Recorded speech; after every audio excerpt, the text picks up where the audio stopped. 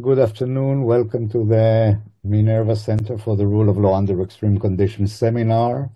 We are very happy to have with us today Professor Shmuel Nili, who arrived to Israel just 5 hours before the Israeli attack on Iran as a guest of the Minerva Center and the Department of Philosophy at the University of Haifa. And it's really unfortunate that we cannot meet in person as was the plan, and I hope that until the end of the visit we will have an opportunity to meet physically. Professor Shmuel Nili has a PhD from Yale University. He's a member of the Political Science and Philosophy Department at Northwestern University. He is a political theorist and philosopher. Political philosopher, published widely in books both in Cambridge and Oxford University Press. And he will talk today about beyond the law's reach, powerful criminals, foreign entanglement, and justice in the shadow of violence. Shmulik, the floor is yours.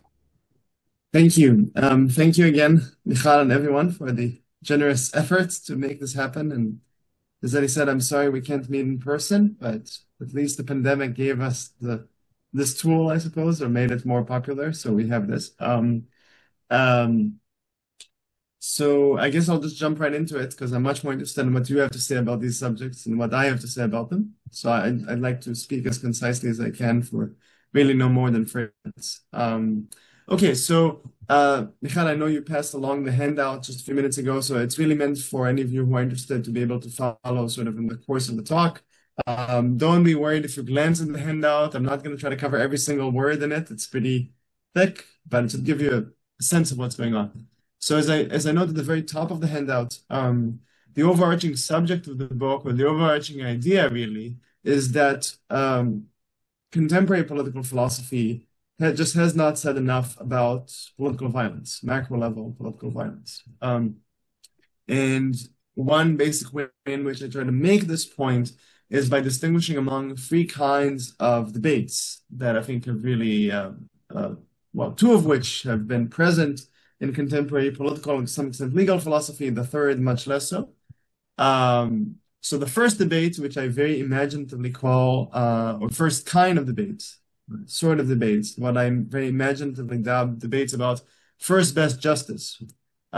These sorts of debates presuppose a consolidated liberal democracy that has unmatched coercive capacities within its jurisdiction. And so when that's the case, no wrongdoer, whether it's a private criminal, a public official, or both, can really sort of tower above the state's coercive capacities. So I gave you a quote from Ronald Dworkin's canonical work in legal philosophy, Law's Empire, when he just stipulates that we all live in awe, almost Hobbes-style awe of the law. That is, the law stands above us all. We can sometimes appeal to it, we can sometimes fear it, but the law is there, and it's unchallenged. In all of the debates that people like Dworkin engage in, or John Rawls, or Amartya Sen, or many people in the vicinity, so to speak, all of these presuppose that we have a consolidated liberal democracy where the question of who has the effective monopoly over the means of violence is not on the table.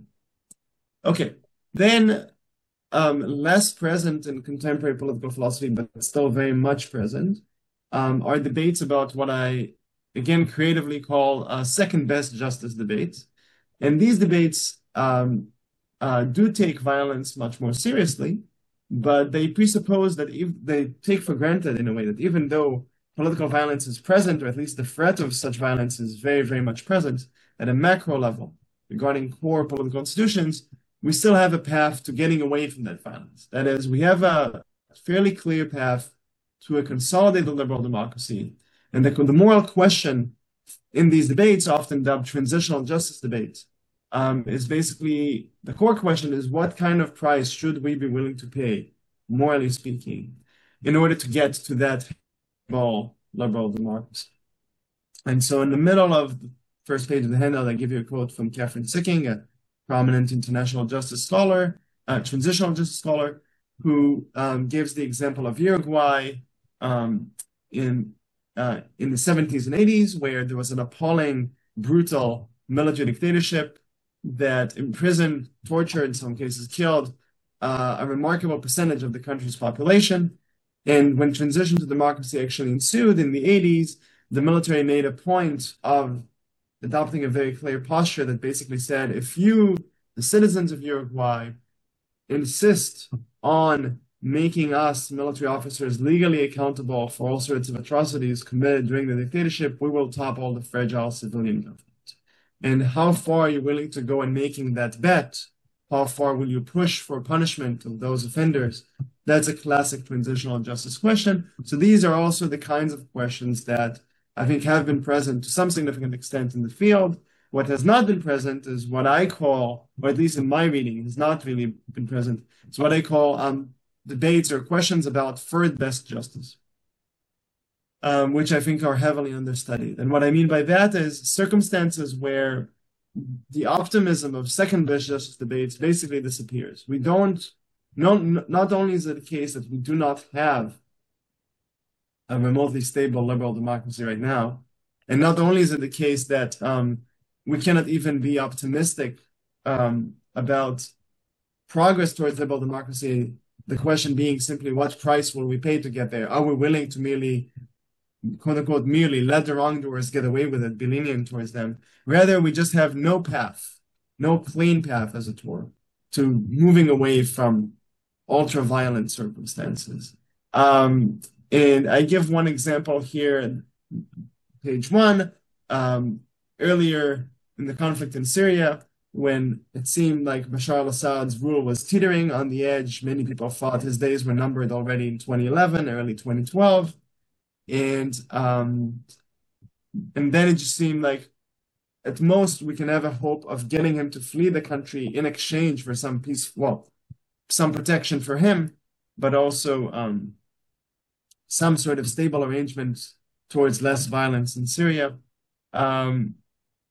Even then, there's a quote here from David Cameron about Assad, where Cameron, as British Prime Minister, said, well, of course I would want him to face international law given his crimes, but if he wants to leave, he could leave. That could be arranged. That's sort of tragic compromise that I touch on in the book.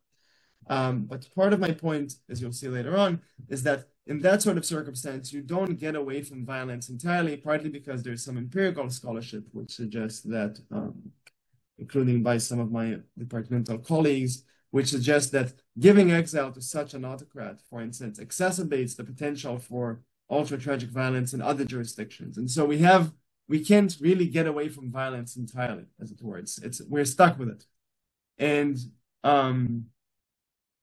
one way to understand what the book as a whole tries to do is think about moral complexities, or if you want, ultra-tragic moral complexities that arise in those sorts of circumstances where violence is conspicuous, ubiquitous, but also in a way intractable, or seems quite intractable, certainly within a given jurisdiction. And more specifically, as I note towards the bottom of page 1, I focus my study of these sorts of third best justice dilemmas on circumstances where affluent democracies in particular have to choose how they ought to relate to jurisdictions where the shadow of violence proliferates. That is, the threat to basic safety in everyday life is ever present. And the question that I'm interested in ultimately is basically, in a way, a foreign policy question, namely, how should foreign countries respond to jurisdictions pervaded by the shadow of violence? And more precisely, how should they respond given the assumption that their own jurisdictions are a very natural draw for the people and the assets based in those, what I call shadow jurisdictions, for pretty obvious reasons. First and foremost, personal safety, whether it's people fleeing Iran right now, or people, fleeing Israel right now, or people who've been trying to flee Gaza and so on. Quest for safety is very obvious. And so affluent democracies are a very obvious migrant destination. But more relatedly, or distinctly, but relatedly, they might be a key destination as a market, for instance, for the drug trade, the global phenomenon that the book pays much attention to as well. And also, crucially, as a safe haven for money. Right? Autocrats rarely trust their own countries financial institutions because they've been busy distorting them and breaking up whatever semblance of the rule of law may have existed. And so they are always very, very keen to send whatever looted gains they have acquired overseas, and often documented but never sufficiently documented phenomenon. And all of these three dimensions, the migration of people, migration of funds, and global patterns of trade, all of these inform much of the book. And as I noted at the top of the second page of the book, of the handout, the resulting sort of applied core of the book is to talk about what I call jurisdictional dilemmas that affluent democracies have or acquire as a result of their natural attractions for people based in shadow jurisdictions, where local violence is endemic.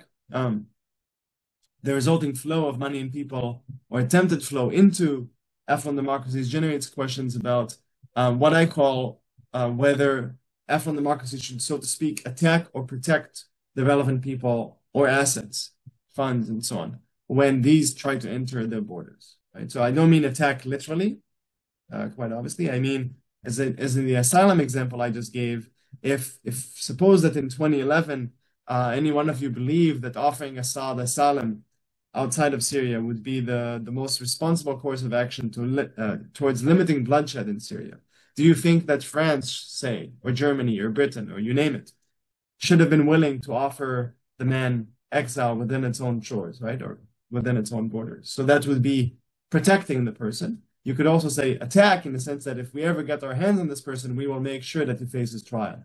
Even if by telling him that in advance, we obviously fear that he will never leave his country and more carnage will continue there.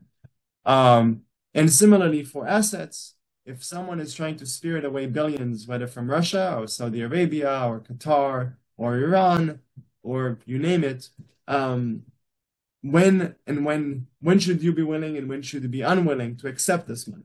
How much does it bear on the country's own rule of law? If Hosni Mubarak, just before his ouster in Egypt, gets his rubber stamping parliament to pass a law that says that he officially owns some fantastic new portion of his citizens' tax contributions, that seems formally legal by stipulation, but should foreign countries have any sort of moral qualms about taking in that money, that windfall that say someone like Mubarak just created for himself?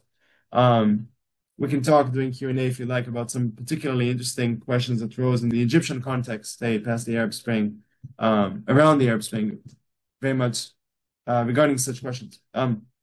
Okay, so this question of whether to attack or protect the resulting outflows of the shadow violence, the people and the money that try to enter affluent democracies, I try to make headway on this question partly by distinguishing among three basic components of what I call the everyday ideal of the rule of law. By everyday ideal, I don't mean a distant ideal, like it would be a wonderful thing. At least most progressive people who live in the United States normally, such as myself, used to think it's a wonderful thing if you could basically rewrite the American Constitution from scratch, given all sorts of problematic aspects that I think are pretty well known globally. We now feel perhaps a bit more ambivalent about that for certain reasons. I think many of you will know. But traditionally, thinking about something like US constitutional reform, a brand new constitution for the United States, does not seem like an everyday ideal. It seems like quite a distant ideal. An everyday ideal, in my sense of the term, is something much more basic. When we talk about whether it's in Israel or in the States or in Europe or you name it, when we talk about, for instance, having a well-equipped, efficient, fair, impartial, and dedicated police force that treats all of the country's citizens as equal and is meaningfully committed to protecting all of them from crime and is devoted equally to protecting all of them from crime, that's an everyday ideal of the rule of law. It's an expectation, both morally and unfortunately not always predictably, that we make all the time, every day, even if, of course, it's so rarely fully met. It's an ideal that we meaningfully strive to approximate all the time.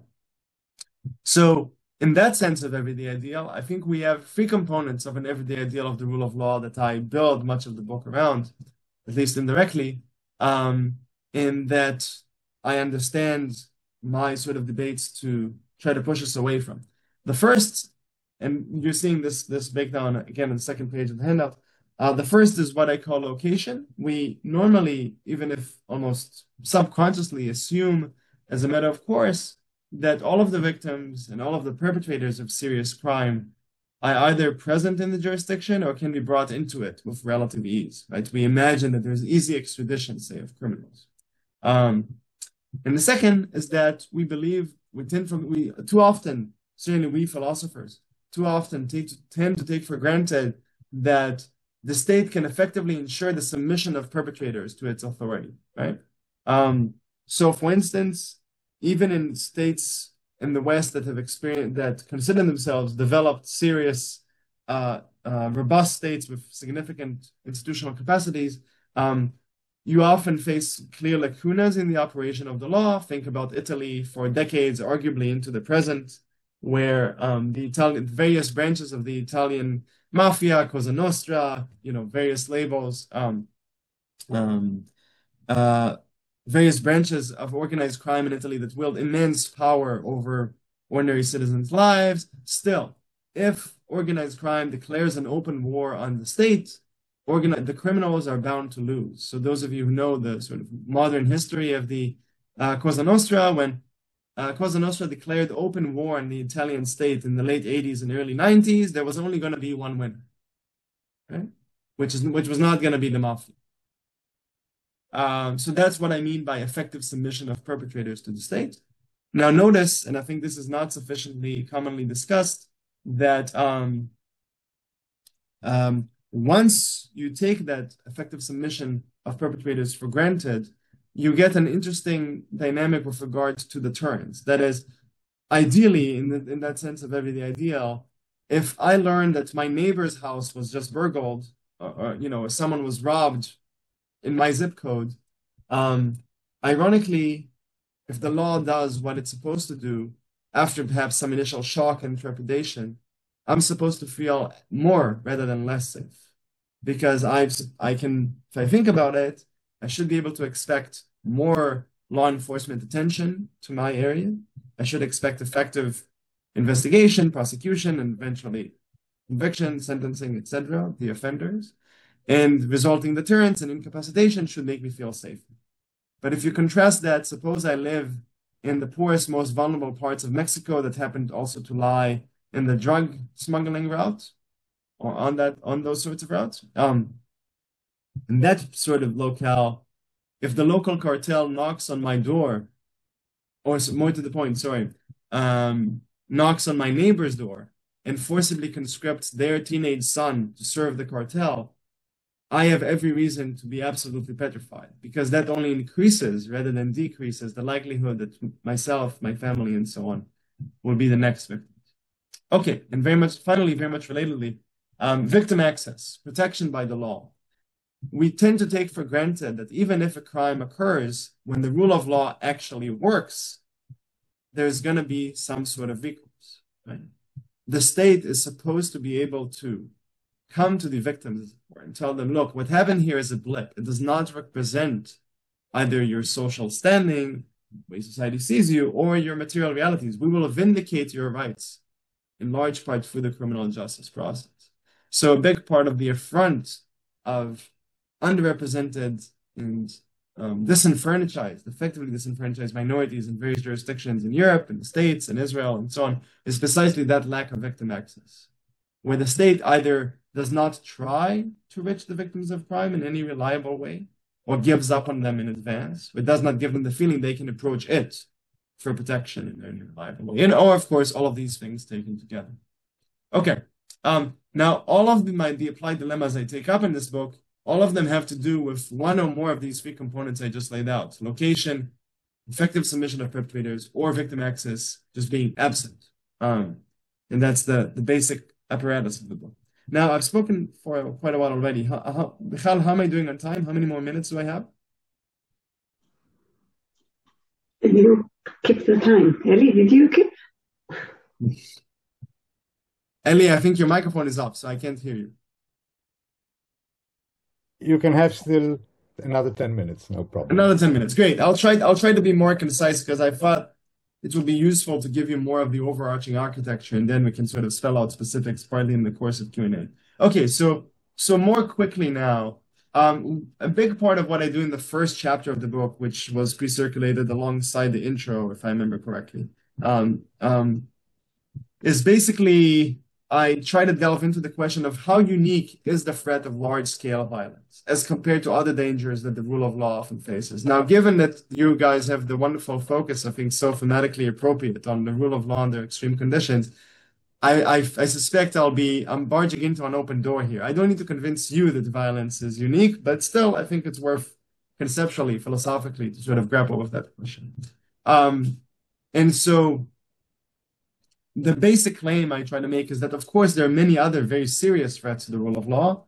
We know them in Israel. We know them, unfortunately, increasingly in Germany. We know them in the States. We know them around the world, coming from all sorts of nefarious actors, including people who have all too significant electoral support. They pose a real threat to the rule of law as well. But outright, large-scale violence still poses a unique threat. And why? Because, unsurprisingly, the core claim is it uniquely paralyzes democracy.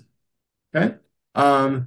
So I spend a fair bit of the first chapter pushing back on alternative views, one of which says, for instance, what about small-scale violence and the targeting of minorities? Right? For instance. So I don't know how many of you have heard, for instance, of someone like Whitey Bulger. Whitey Bulger was an all too powerful US criminal who terrorized, if you've seen The Departed or other such movies based on the real story, terrorized the poor people of Boston for about 15 years with the active collusion of the FBI, who used his gang. The FBI used his gang to fight other gangs. And people lived in outright terror. Not very different, or perhaps in some ways even worse than the terror experienced by too many Israeli citizens, Arab citizens of Israel for the past, I don't know, 10, 15 years. And from their perspective, the violence that the people of South Boston experienced maybe was not too different from the violence that people in Mexico experience right now when the state is effectively withdrawn.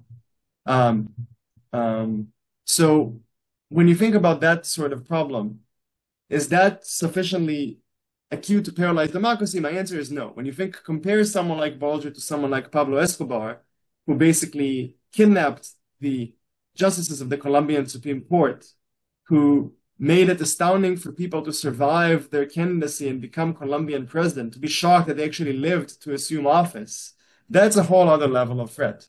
That does not paralyze democracy in the same way. And that's a major point, partly because a huge part of what we want in response to such things, whether it's that sort of localized criminal gangs, ethnically or racially based discrimination, whether it's against, say, blacks in the United States or Arab citizens of Israel, is precisely what we want, ideally, is collective democratic mobilization to change conditions on the ground.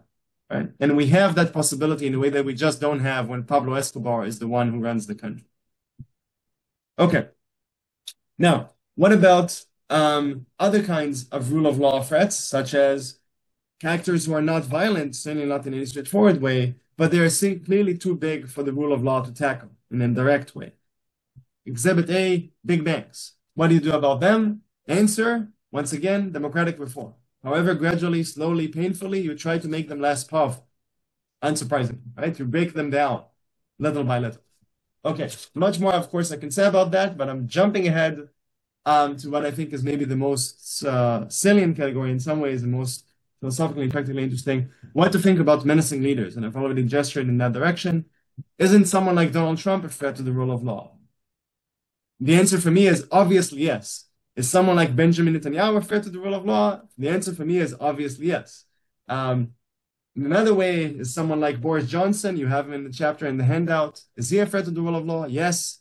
Is someone like Jair Bolsonaro in Brazil a threat to the rule of law? Yes. Still, there's a but. What's the but? In order to fall under sort of my kind of the rule of law, all of these actors not only have to be willing to use macro-level violence to topple the state institutions, but they also have to have sufficient support among the people with actual guns to do this.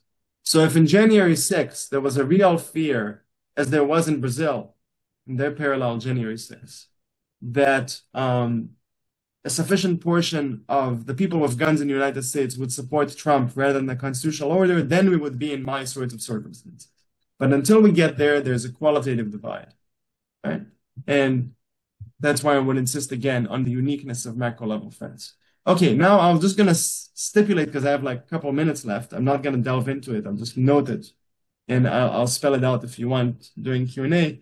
A big way in which I distinguish between among the three kinds of debates in which I'm interested is by distinguishing among three kinds of orientations towards political violence. The first one, which I regard as the obvious ideal, which I think is, again, an everyday ideal, it's actually present in healthy democracies, is a circumstance where political violence is unthinkable. It doesn't even register as a conduct option.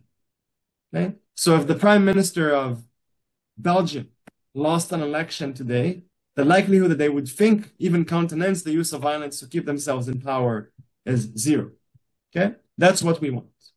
The scariest situation is when violence is rational but suboptimal. That would be a Bolsonaro-style case. Bolsonaro toying with using violence to keep himself in power after losing the last election in Brazil, deciding against it, just because he couldn't get away with it, apparently. That's obviously, we're already in trouble. But now we're merely in second best justice debates. Third best justice debates, not only is violence thinkable, but it's a dominant option. Think about Putin versus Prigozhin. Think about, heavens forbid, 2028, Trump announces that he refuses to accept the United States Supreme Court ruling saying he cannot seek a third term, and he calls actively, openly on the US military to obey him personally. And too much of the US military says, okay, maybe that's a good idea. Then we're in a very, very different ballgame. So much more I could say, but I think I'm pretty much at time. So maybe it's a good point to pause, and I'm happy to spell things out more in response to questions. Is that okay? Sure. Okay. Thank you for listening, and I really look forward to the discussion. Thank you very much for this very broad presentation. And those who want to comment or ask, please raise your hands. Maybe I'll start, with the two major concepts that you related to: affluent democracy or liberal democracy, and violence. First of all, I'm not sure that there is a correlation between affluent democracy and violence, in the sense that we have to go through this stage of the rule of law. And there are many countries who are not liberal democracy, but have a very strong sense of the rule of law. And therefore, you'll not find violence both from the bottom or from up. Let's say Singapore, but even China might be an interesting example of a state of a rule of law which doesn't have violence and is totally not a liberal democracy. And then the other concept of violence is also something that I think have to be more kind of gently defined, because you have so many kinds of violence. Right. Violence on the street level, you have fear of people in Brazil to go openly in the streets. Yeah. To violence of organized crime, to violence of terrorist group, to violence of governments, political violence by the government itself. And it's something very interesting how one can quantify or Right. make a kind of a measurement of the level of violence in which people are confronted with, but the experiences of different countries are very, very different in this sense. Okay, Israel has a lot of violence, but still you can walk in the streets quite safely, unlike many places in the US or even in Europe. So I think it will be good to have some kind of conceptualization, definition, subcategories of violence, and what you're right. Thanks. Yeah, thank you. So there's a lot there, just fair enough, because there's a lot in what I try to give a bird's eye view of. I'll start with the end. I perhaps should have said, and this actually came up when I gave sort of similar talk to my colleagues in comparative politics at Northwestern, and I try to give them a sense of the book. Something very much along the lines of the question you just posed about, am I not very conspicuously overlooking crucial distinctions, intuitive distinctions across different kinds of violence that is very much present in different ways in different jurisdictions. And what I said then, and I still believe, is that this seeming omission is to a significant extent intentional. That is, I hope to be able to show part of the intended contribution, the conceptual contribution, is precisely to give a unifying framework that touches on the commonalities, or at least the possible commonalities, between, say, pervasive violence wielded by very powerful private criminals. So again, think of Escobar's Medellin cartel basically overtaking Colombia's politics. It's clearly the case there for a while, on the one hand. And on the other hand, an outright, quote unquote, political dictatorship, right? As people wield the formal power of the state. It's a Putin, it's a Xi Jinping, and you mentioned, etc. And of course, it will be absurd to suggest that they are identical. And it's not at all my intent to suggest they're identical in any sense, in their sort of practical manifestations and the moral assessment of various actors. Not at all the suggestion. The suggestion is that there are certain commonalities, especially when viewed from the outside. That is, with regards to, if I'm a foreign jurisdiction looking into that sort of place, then there are going to be some important commonalities between how I look at a jurisdiction dominated by a mafia or a drug cartel and a foreign jurisdiction dominated by a dictator and his henchmen. So that, of course, there's more to be said there, but I think that's partly what I want to say. Now I'm going to sort of rewind a bit and go back to the start. I was intrigued when you noted Singapore, because when you started your comment, I immediately thought he's going to mention Singapore, which is fair enough. But I think here, too, there's a big but, as is often the case when we have these sorts of conversations. I'm going to take the potentially somewhat heterodox position and just deny pretty much flat out that there is a rule of law in Singapore. And of course, it's a heterodox position because I know that, as it happens, one of my wife's closest friends is from Singapore, and they talk fairly often, and I've sort of interviewed her as of late, partly with these sorts of themes in mind. And in most of our conversations, she says the things that I, as an ignoramus about Singapore's affairs, would expect. The state just is very reliable, takes care of our lives in all sorts of ways, provides all sorts of infrastructure in the ways that really anyone in the world would want. And then I ask her, what happens if you get into trouble? And she says, I don't know. And then I ask her, what happens if you go too far in criticizing the ruling party? And she says, I don't know. And I ask her, what happens if you try to, suppose, just theoretically, okay? Suppose that you came up with a major scandal. Maybe there isn't one. Maybe they all took to heart Lee Kuan Yew's heritage, and they really, they wake up, their first thought and their last thought every day is, how can I make the lives of my fellow citizens as well, as flourishing as they can be? But suppose that one of them is a deviant actor and is trying to siphon off money to Switzerland, right? And you went and said, I want that person to be held accountable right now. What sort of defense, what sort of protection does the rule of law offer you? The answer is, of course, she doesn't. Now, of course, Xi Jinping is like exhibit A, B, and C in this. Like, good luck with, if you don't play clap for Xi enough on the app, like, you could be in trouble. If you try to disobey COVID restrictions too firmly in China, not to mention if you're a member of the Uyghur minority, real trouble. Now, to me, the real challenge to that sort of firm insistence, which I should have said more explicitly, to me, there can never be a rule of law when there is no democracy. The two stand together. They have to stand together. There could be a purely majoritarian system that basically tramples upon the rule of law for vulnerable minorities. We know that all too well.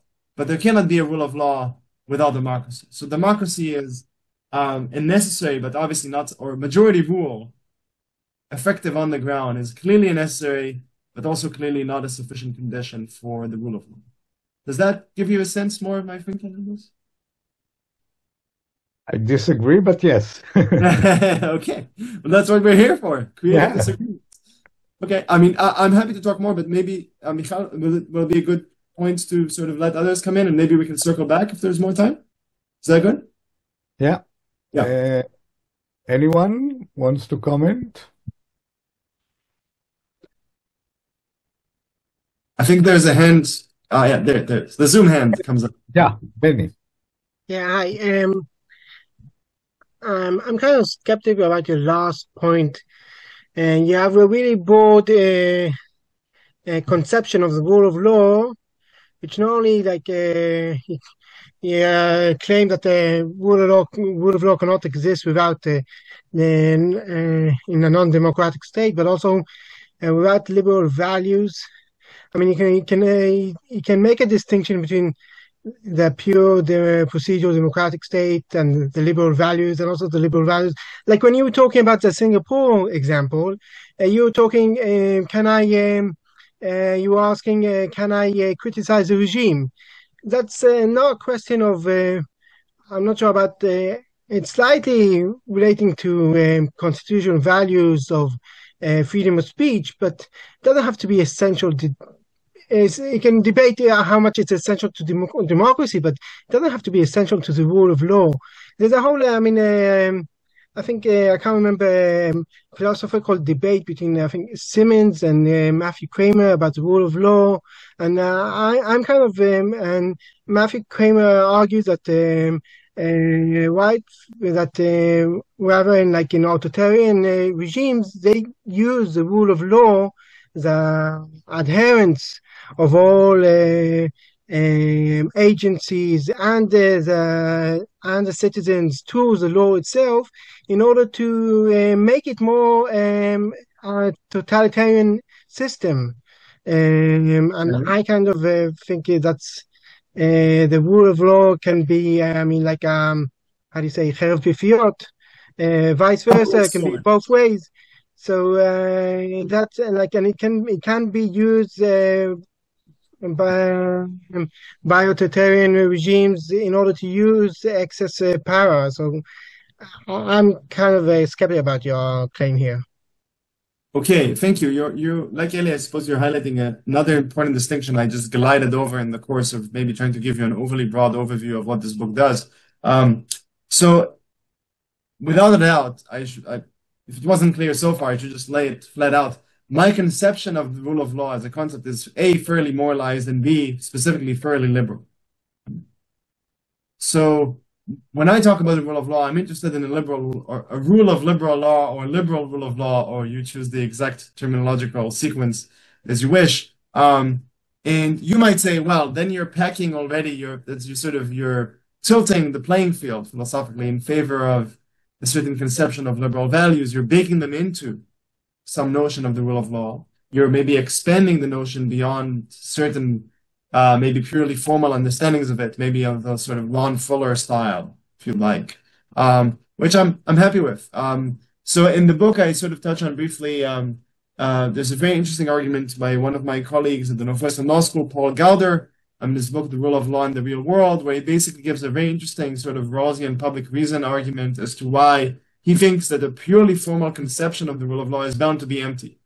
You have to have some content to fill it in, which I tend to agree with, though I admit you guys might know more about the nooks and crannies of this complex theoretical terrain than I do.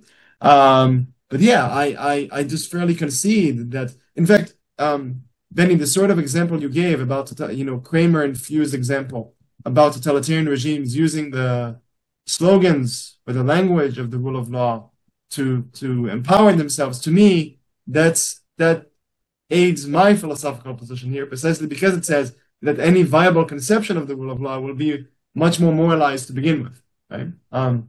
So when if I may circle back to an earlier point in the presentation, which may not seem very related, but I think it is, to me, it's closely related. When I mentioned that in what I call first best justice circumstances, macro level violence would be sub-rational or unthinkable, right? It is unthinkable precisely because, or ought to be precisely because, of the whole of certain values, right? So I get worried as a proponent of liberal democracy when a Trump or Bolsonaro starts contemplating the use of violence as a possible means, even before they discover that the numbers don't add up for them, that they can't rely on people with sufficient number of guns to advance their cause, that they're bound to lose out in a violent confrontation. And of course, it is some comfort to me that when they run that math, they discover that the math doesn't favor them, that they will lose if they launched all-out war on the state. But the sort of fully robust notion of the rule of law in which I'm interested, ultimately, is a notion of the rule of law where you're committed to certain values almost as a matter of course, in such a way that the thought of violence of that sort does not even occur to you, right? And you might say, Benny, might say in response, well, in order to have that sort of mindset, you really need to be a liberal of a certain sort, right? Or perhaps you might say, I don't mean to put words in your mouth, but I think it's a plausible way to continue the exchange, in which case I'll say, very well, let us be that sort of liberal, essentially. Does that clarify anything, or tell me if you think it just muddles things more. No, I understand that your conception of the rule of law is encapsulates further and encapsulates liberal values within it. However, and I just say that as to my claim, what I argued before, it's not only that authoritarian regimes use a slogan of liberal values, or it's not a used slogan of liberal values. It's the idea of the rule of law, where there's a legislator who legislates law, and the executive who enforces that law, and the judiciary applies it. It can be applied in a totalitarian regimes, and the legislator can just, let's say in the U.S. Trump, okay, they can just legislate a law that just prohibits any immigrants from being in the state, and the executives they just use the ICE force to extract them from the state, and the judiciary just applies the law. So I mean, in the pure sense of the rule of law, the use of force is much easier when all agencies follow the rule of law. Unless, as you argue, that the rule of law encapsulates further values, but I think that's something different. I mean, I agree with those values, but I think we should differentiate between the idea of constitutional values and the pure notion of rule of law. Okay, so let me obviously there's so much more we can talk about, but this is obviously a big theme of the entire book, so I suppose it's worth delving into a bit more, if I may. Is that okay, Eileen? Sure. So just to see sort of how far your argument goes, let's take a nakedly authoritarian case, okay? Put aside the US for a moment. Suppose, again, think about, maybe it's a Mubarak, maybe it's, you name it. Choose your favorite empirical case of an outright autocrat who gets his puppet parliament pretty much clearly, or Putin, Exhibit A, okay? Putin gets his puppet parliament to pass a certain bill, whether it's a bill that invites him to assume the powers of the presidency for another 12 years, or you name it, okay? And everyone goes ahead and votes the way the great leader wants. Otherwise, they all fear they'll end up in the 21st century version of a gulag, okay? Would you, Benny, say, and fine, the law is hereby rubber-stamped and makes its way into the formal legal code of Russia, okay? Would you, Benny, say that all of this happens pretty much by definition in accordance with the law, because, people raised their hands in a certain way, the procedure was adhered to, and so on? I mean, it can be, those laws can also follow follows 8 principles of the rule of law. They can be public, they can be promulgated, they can be. Yeah, I mean, they are public. I mean, there's no question about and so on. So in that sense, I mean, your statement that they legislate due to the fear of Putin. I mean, when we look at laws, we don't see why they legislate and the back powers that and the background of why people do so and so. I mean, they are as the symbol of the rule of law. The legislator legislated, and the executive followed. Okay, so if I understand you correctly, you do think that in this toy, not such a toy case, very real case, that decree of the Russia, or that set of directives issued by the Russian parliament in this scenario counts as an instantiation of the rule of law, or at least comports with the rule of law. I think, we have a distinction in legal philosophy between the formal side of the rule of law and the substantive side of the rule of law, and it might be helpful. The Yeah, formal, and that's exactly that's in part anyway the distinction. but it's also interesting, when you look at the formal side, okay? The formal side is that everybody is subject to the law, nobody is above the law is publicized, and so forth and so on. There is an interesting distinction between the new autocracies of Poland, Hungary, Israel, which want to change Yep, liberal democracy using the formal side of the rule of law, exactly. and the US, which is not the same in situation because Donald Trump even doesn't care about the formal side of the rule of law. Okay, Right. changes implement decisions which are, according to the formal side, illegal. So I think on this level, it's interesting to distinguish. Now you Yeah, go beyond that and you say substantive, which means that not everything that the law legislator can enact is legitimate to enact because of substantive values. And here I think, okay, this brings you to identify the rule of law with liberal democracy.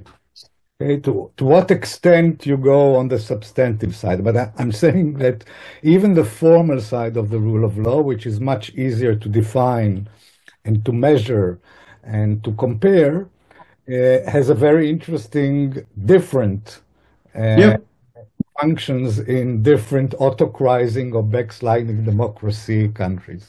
But absolutely. Arnon is waiting for a long time. Maybe we'll give him the floor. But this is a very different direction. So if maybe if you want I to, mean, I'm happy to circle back. It's obviously a major set of issues here, and I'm not banking on convincing everyone or even maybe anyone of the specifics of my views, but I can always come back to some of these broad themes, I think. So, Alon, if you want to take it in another direction, for me, that's fine. If that's okay with okay, others. thanks. Yeah. So part of what I haven't read the book, but part of what you did here is You're in very good company, so you're yeah, good. yeah. Is locate your subject within what you called your neglected subject in a sense within two more familiar forms types of literature, the first best and second best justice debates. Yes. And I'm wondering about two other corpora Okay. of bodies of debate. One about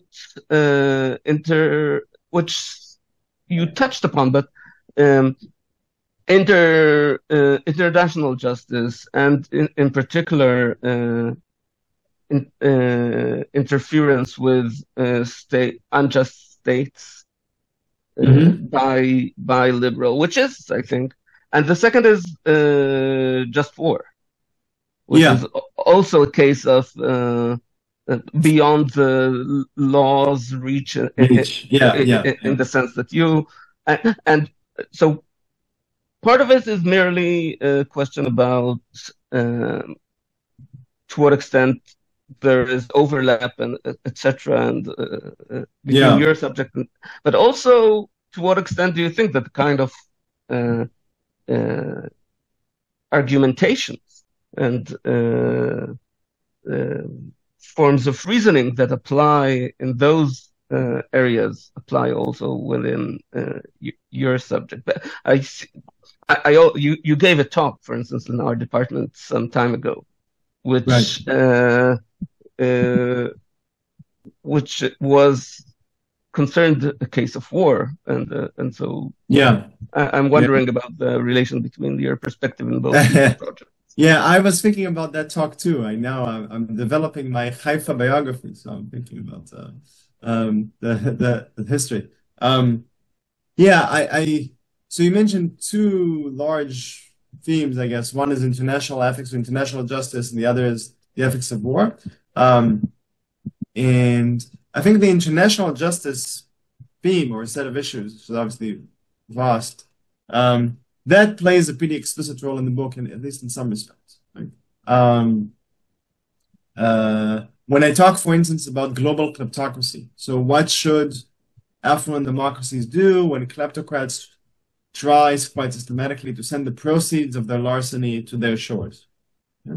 And how much this very much sort of apropos the previous exchange with Benny and Eli and maybe others who have had or will have similar questions about how much should affluent democracies care in these circumstances about the formal letter of the law.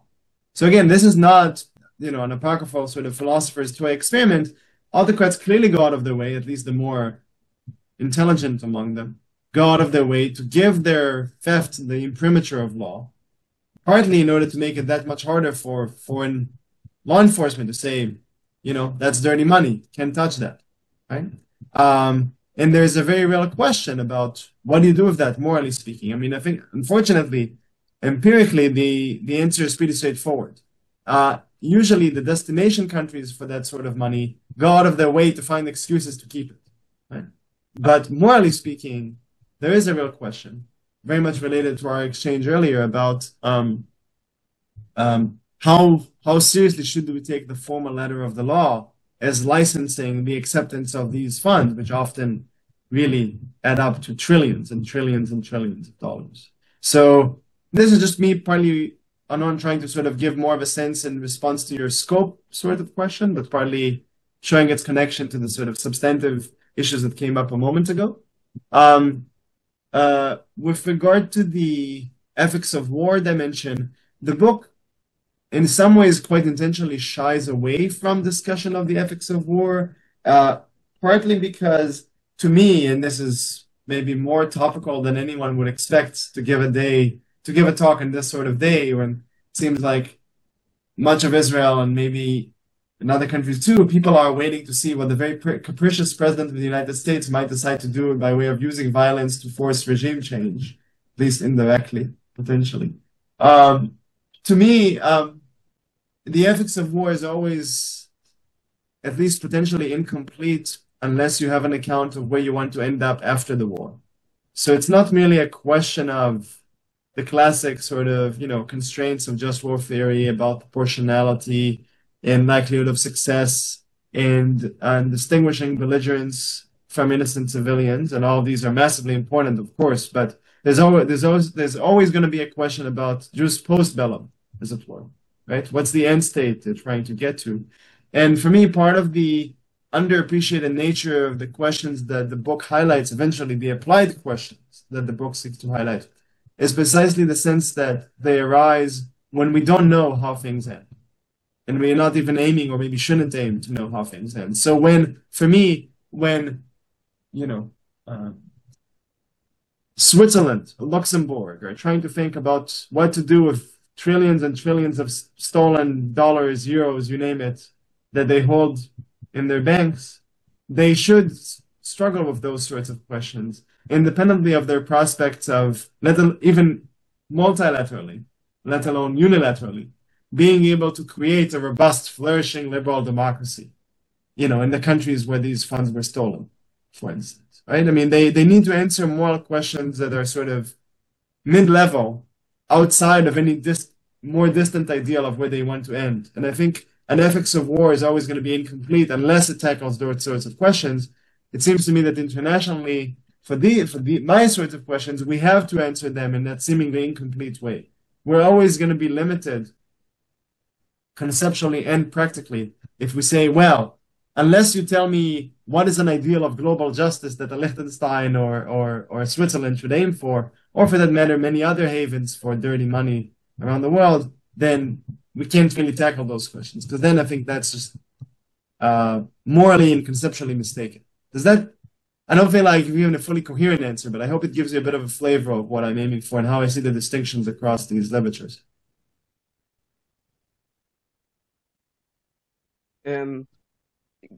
So first, yes. I'm glad. But I'm wondering also about forms of reasoning and to what extent. Okay. Oh yeah. Sorry, I didn't mean to dodge that aspect of your question. I just in my sleep deprived way, I just managed to overlook it. Okay. So forms of reasoning. So I don't know if this amounts to a qualitatively different forms of reasoning or a qualitatively different variant of reasoning, or just something that is more likely to occur in my sorts of circumstances than necessarily in a just war context. Though there might also be overlap, so the two may not be entirely separate categories. So there's an idea which I don't mention here, I certainly don't make much of it because it's not that part of the book, but it's important to the book as a whole. Namely, an idea that I call normative path dependence. And the idea signifies the thought that when a given affluent democracy approaches or examines a shadow jurisdiction, in my terminology, a jurisdiction where the shadow of violence proliferates, it has to account for the history of how we got here. Okay, so what does that mean? And specifically, it has to account for the history of how we got here and potentially its own culpable role in enabling and creating and incentivizing that violence. So here, a key example is the discussion in one of the book's chapters, chapter 4, for those of you who might be especially keen, of the global drug trade, which focuses on the core case of Mexico and the United States, and how to think about drug-ridden violence that has caused so much death and agony and suffering in Mexico and throughout Latin America.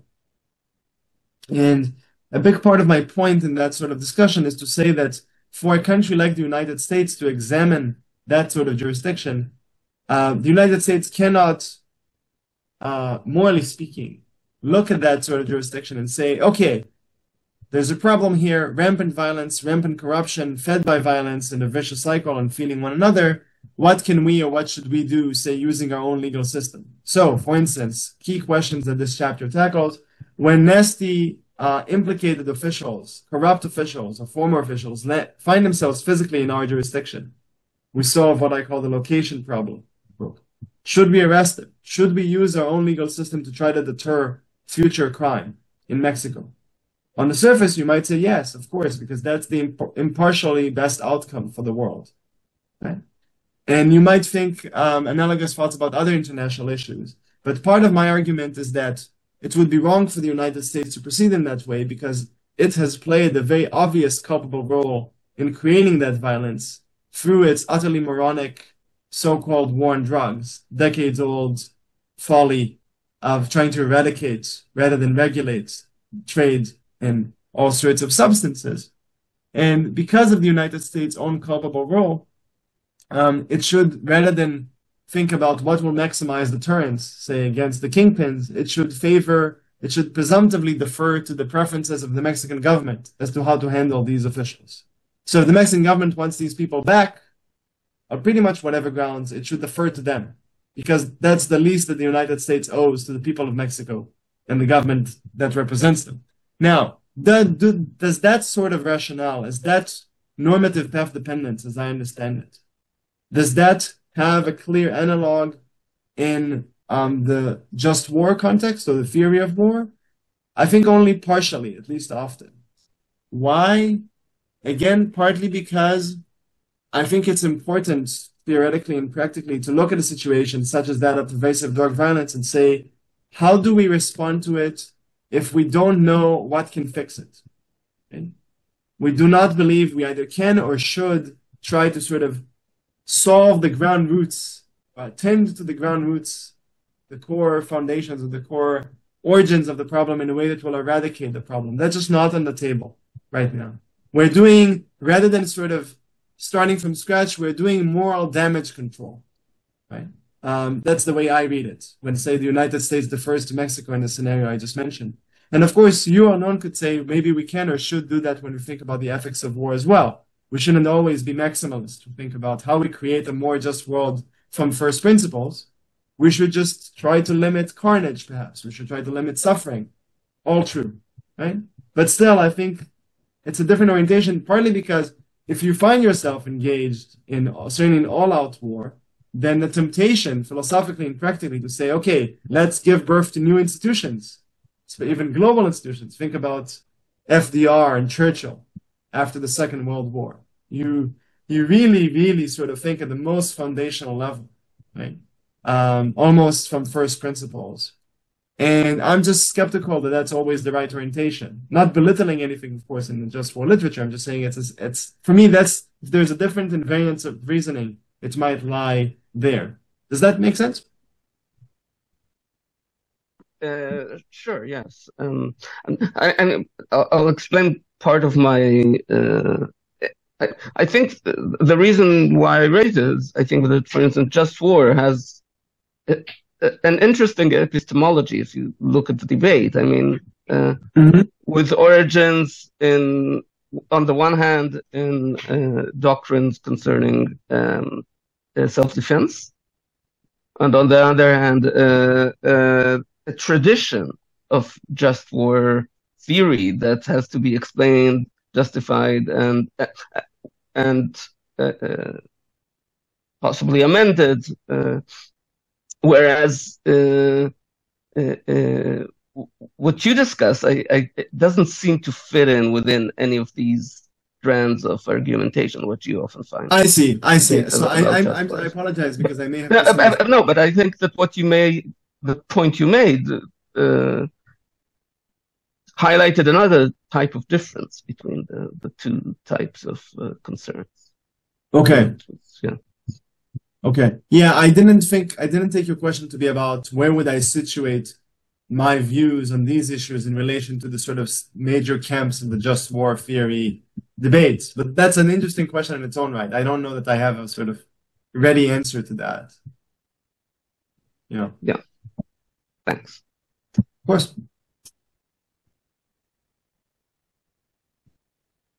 Anybody else? Are you all massively convinced by my arguments? No. We are mostly, pondering. I'm joking. No, in a state of shock from the war, and there are more important things in the world than this book, I assure you. Yes. Let me follow up on one of the things that you said about the normative path dependency. Yes. You are suggesting, you are offering a general, universal theory. And there are differences with regard to the culture of the rule of law among many countries, even like countries. If a bunch of Poles walk in the street at night, there are no traffic whatsoever, there will be a traffic light, they will stop. A bunch of English people will cross, even on red light. This is kind of an attitude towards the rule of law, whether the rules, are a suggestion or really binding. How do you incorporate this culture towards the rule of law, which, the other side of it is also the blind obedience to the law? Yeah. If the law is evil, you obey because it is the law. In other countries, say, we want to examine ourselves, the morality of law, before we decide whether to obey or not. How do you incorporate all these ingredients into your theory? Yeah, that's a great question. I frankly haven't thought of that dimension. So maybe that already indicates something, namely that I certainly at the sort of micro level you just alluded to, I don't have an account in my own head, probably, or even certainly not in the book, of how those sorts of micro level, or if you want meso level orientations, everyday orientations towards the law, how they might feature here. So at least not in a direct or explicit way. I think the closest I come to that, I alluded a couple of times to one of the book's chapters, which talks about circumstances where the proceeds of kleptocracy are given at least a legal veneer. And then the question of how prospective host jurisdictions, how they can or should, morally speaking, relate to that. How seriously should they take the fact that these funds have the imprimatur of law? Right.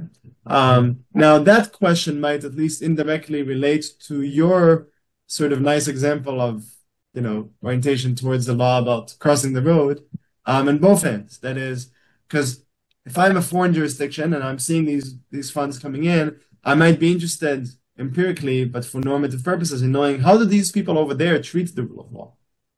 Because I want to know how much weight to attribute to the formal pronouncements of their law. And then I can also ask relatedly, but separately, how much do I care about the formal letter of the law as opposed to its or as distinct from its supposed intended underlying spirit? Now, it seems to me, and this I tread extra trepidatiously here because I suspect I'm stepping well into the core areas of this group's research rather than my own. But I suspect that it's going to be hard to give a full account of these questions without a fair amount of empirics, which I don't really try to offer in the book. But I have sort of an example that intuitively comes up in my mind. My beloved department chair in Northwestern is a specialist in African politics, and especially West Africa. And we had a very striking conversation a few years ago when he was summoned to give an expert testimony in an Israeli court about a commercial legal dispute surrounding contracts in, I think it was Sierra Leone. I do not fully remember. But the core question there, it was, if I recall, it was basically at least one party to the dispute was Israeli. I think the plaintiff was Israeli, and the plaintiff saw damages from another businessman who the plaintiff claimed had defrauded him using some machinations of, if I recall, Sierra Leone's law. And apparently the judge had made it the point to say that we cannot settle this dispute in any serious way unless we have a clear sense of what is the state of the rule of law in Sierra Leone.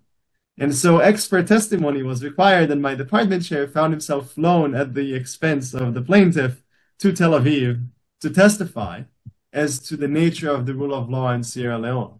Now, I wish I could tell you, here's the exact sort of argument that he did or did not offer about, the formal letter of the law in Sierra Leone and what it means. But this is maybe my overly verbose way of sort of granting your point that these sorts of on-the-ground investigations or on-the-ground knowledge, as it were, could well prove important to many of the international issues I discussed. I do not try to offer that in the book. I do treat as something of a reductio, and this might have already come across in my exchange with Benny, for instance. I do treat as something of a reductio the idea that the letter of the law can be sufficient for various international contexts. So I am very, very suspicious of sort of rubber stamping parliaments, their edicts being treated as authoritative, certainly from a moral point of view, for foreign countries. I would even go further than that, because Eli, you mentioned the very obviously consequential set of issues surrounding backsliding democracies, which I do touch on in the book, but it's somewhat distinct. But I'll go even further. There's a particular example that comes up in my mind, and I don't think it doesn't have to do directly with your question about sort of micro-level orientation towards the law, but I think it's relevant. The two connect. So here's my example. I suspect many of you will remember this. A few years ago, in what seemed like astonishingly calm circumstances compared to our present predicament, Netanyahu, as prime minister, got his lackeys in the Knesset's finance committee to pass retroactive tax benefits for himself. I think this might have been during COVID. You might remember some of the specifics. I don't fully remember the specifics. But this related to very typical attempt to get the state to take up clearly private expenses for his residence and so on and so forth. And I think some of the relevant exemptions had to do with, they were both forward-looking and backward-looking. So I think that the way they put in the clause was to say that the finance committee controlled by Netanyahu's party made sure that any prime minister who has been in office since 2009 will have their personal income exempted from tax. And maybe there was a separate clause about, a certain level of state compensation or reimbursement for whatever personal expenses and so on and so forth. Right? And there was some media attention to this, which clearly disappeared shortly thereafter, as is so often the case. I'm belaboring this point because for me, I would make the point that in a better world, if there was another government in 6 months, 2 years, 5 years, I would not be worried, upon reflection as a moral philosopher, if that government or that parliament came along and said, this so violates the spirit of the law that we are not too perturbed by retroactive legislation that basically annuls it. Okay? Now, this obviously is a pretty radical or heterodox position, because I know in your circles, people like Fuller, or even just commonsensically, generally, the prohibition on retroactive legislation is a sort of core principle of the rule of law. I'm skeptical. In a separate project, I try to talk about the inevitability of some degree of retroactivity in the law. And that retroactivity in turn suggests that it's always going to be the spirit of the law. It's the reasons underlying the law that we ultimately care about, rather than the law itself. So, to come back full circle, I don't know empirically about the Poles versus the English crossing the road when, jaywalking, etc., etc. I can't give you a breakdown by jurisdiction of how likely that is to happen empirically, and I don't give it in this book. But if you ask me as a moral philosopher, not just because I'm an Israeli and I interpret our psyche that way. If you ask me as a moral philosopher, is there a fundamental moral problem with you jaywalking when there's no one in sight and you're not posing a danger to anyone, and so on and so forth? I would say no, obviously there isn't. I'm too much of a Raz person in that way. I conform to the law because I have underlying reasons to conform to it, not because the law says so. Thanks. Any other comments and questions? I know that was very concise, but I'll try to be. Adi. So thank you for sharing parts of the book. And I've been hesitant to. Sorry? Just in my pleasure, of course. So I've been hesitant to jump in because it's always difficult to assess the flow of an argument upon reading kind of parts of a work. To me, it sounds on the one hand that the treatment or the moral questions come in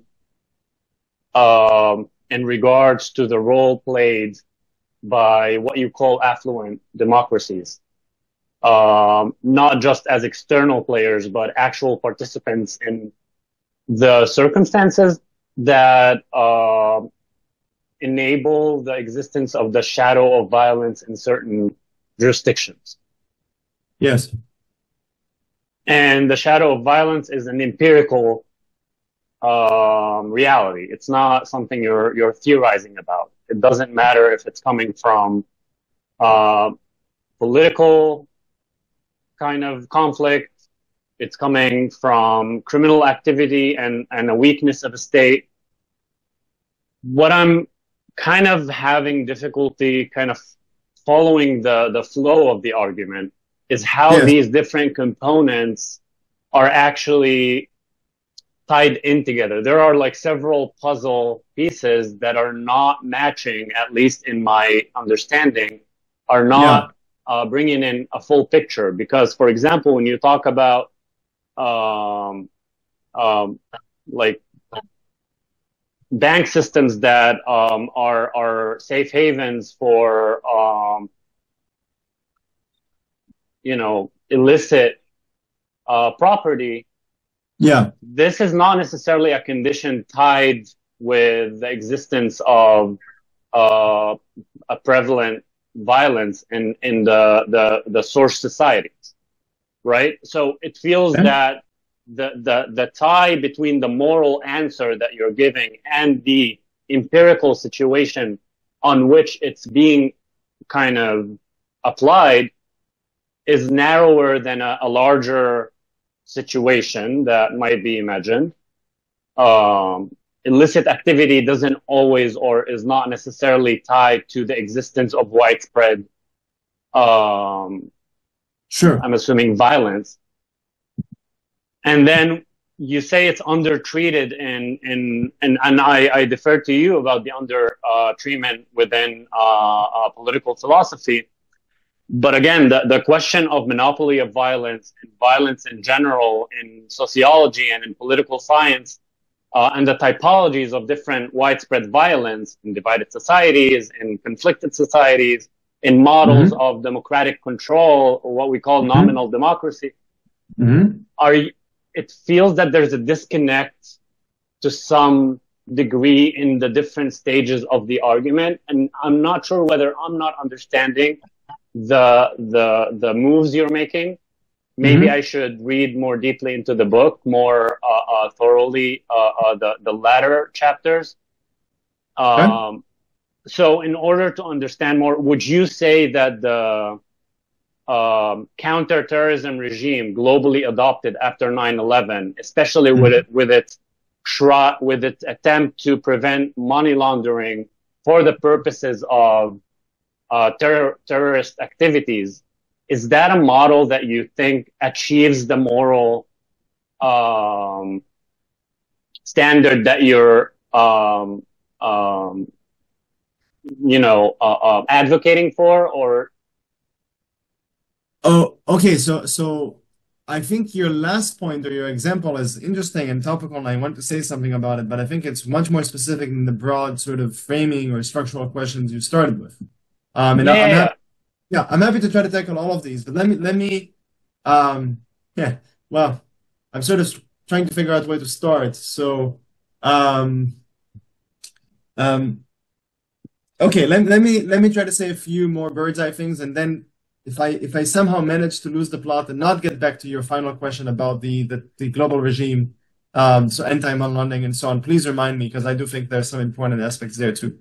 So you made a very, very cogent point about stuff like global kleptocracy not necessarily being tied to violence, and I did not mean at all to suggest that the presence of my kind, quote unquote, of violence is necessary for manifestations of kleptocracy to come up. So I grant you that totally, and I did not mean to suggest otherwise. That said, what I do want to suggest is that where you see that sort of my kind of violence, certain cross-border kleptocratic patterns are virtually certain to emerge. So that's the sort of conceptual or regularity pattern that I'm after, if that clarifies things a bit. So that's just on that one important front. Now, you made, and I think this touches on previous observations by Eli and others, you made, again, you sort of reiterated the obviously correct point that there are going to be crucial distinctions across, again, whether it's private criminals who are causing mischief, to put it mildly, or the state, and that bears on various aspects of, including, say, the foreign response and foreign orientation. And I'm not denying that either, but I am interested, I mentioned this idea of normative path dependence, and in response to our known, I gave this example of, say, the United States and Mexico. I think that normative path dependence as a general principle would play out in at least somewhat analogous ways, whether we think about orientation towards political criminals, powerful office holders who commit, say, atrocities on the one hand, and mere private criminals on the other. Eli mentioned the subtitle of the book that features entanglement as a key term. That sort of entanglement, I think, will have analogous repercussions in both contexts, at least somewhat analogous. So what I mean by this, for me, the example of, say, the drug trade is the United States has been entangled in a morally culpable sense in the pathologies of drug violence in Latin America and elsewhere in the world. Okay? So that's one kind of entanglement that need not have anything to do with political criminals. But many, many countries, not least the United States itself, but many others too, have been analogously entangled in the rule of brutal, often quite murderous leaders in multiple jurisdictions. Okay? And so when I started with the Assad example, whatever you think about the specifics of the conflict in Syria and the eventual circumstances of Assad's ouster, think about any analogous situation in any other country where clearly a given dictator has been propped up for a long time by a certain foreign power or set of foreign powers. Cold War examples are many. Then my point is that there are going to be analogous entanglement-related moral principles that bear on how the relevant foreign power should deal with the problem. So, for instance, if I may give you specific examples here, I talk at one point about the Philippines and the appalling father of the current, almost equally appalling president of the Philippines, Marcos, who found himself heading into exile in the Philippines, in the United States, where that was a prime backer for his rule, his astonishingly kleptocratic rule throughout the Cold War. In that kind of case, not unlike Assad, you can say there is a conflict, moral conflict or moral tension that cannot be fully resolved between, on the one hand, doing what's best for the world in terms of how to end this person's rule. So when there was an uprising, essentially, or the beginnings of a popular revolution against Marcos in the 80s, you could have said, we're not going to offer this guy exile. More than that, we're going to make sure that he can't go anywhere because we want him to face trial for his crimes. Partly because we have empirical work showing that that sort of criminal procedure has cross-border deterrence effect. So it's not just about justice for the victims in the Philippines, it's about the future prospects for democracy elsewhere in the world. So the world's interest in this case seems to me pretty clearly to have mandated or would have pushed towards a rigorous, impartial application of the law. Okay? However, there was also a countervailing normative consideration, namely what the United States in particular owed to the people of the Philippines. And I think, again, this is the normative path dependence and the sort of relational principles that fit within it that I didn't spell out in the interest of time. I think that just like in the case of merely private criminals in, say, Mexico or Colombia, the United States had decisive moral reasons to defer or prioritize the interests of its particular victims in the Philippines, or the victims of Marcos, in whose crimes it was complicit, maybe almost even a co-perpetrator, because of its decades-old support for his regime. So the interests of the people of the Philippines took precedence over the interest of the world writ large. So when they wanted, if they stood to benefit from Marcos being given exile and avoiding civil war in the Philippines, that had precedence over the world's interest in deterrence, and a similar thought applies to Mexico. If Mexico decides for its own internal reasons not to adopt a rigorous approach towards officials who are complicit in drug violence or towards the drug kingpins themselves, even if that undermines the world's impartial interests, the United States, given its own culpability, had a relational duty to them to prioritize their particular moral position. Okay, so there's a certain something about the specific relationship between the enabling foreign country, the culpably enabling foreign country, and the particular victims within that jurisdiction that takes precedence over the world's general, global, how we want to call it, impartial interest. That's what I call in the book, in chapter 2 of the book, the relational priority principle. And that relational priority principle, for me, applies equally whether we're dealing with private criminals or with political criminals. That doesn't mean there are not going to be situational differences between the two. But there is going to be that commonality. Now,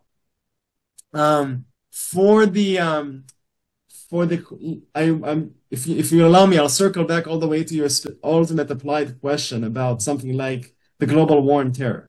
I don't think it takes much of a... This should be also your concluding words, because... Excellent. I know, I've been talking a lot, and I appreciate your patience with me. So this will be, I think, a fine point to note. I don't think it takes a philosopher to say that the global war on terror is a moral and practical disgrace.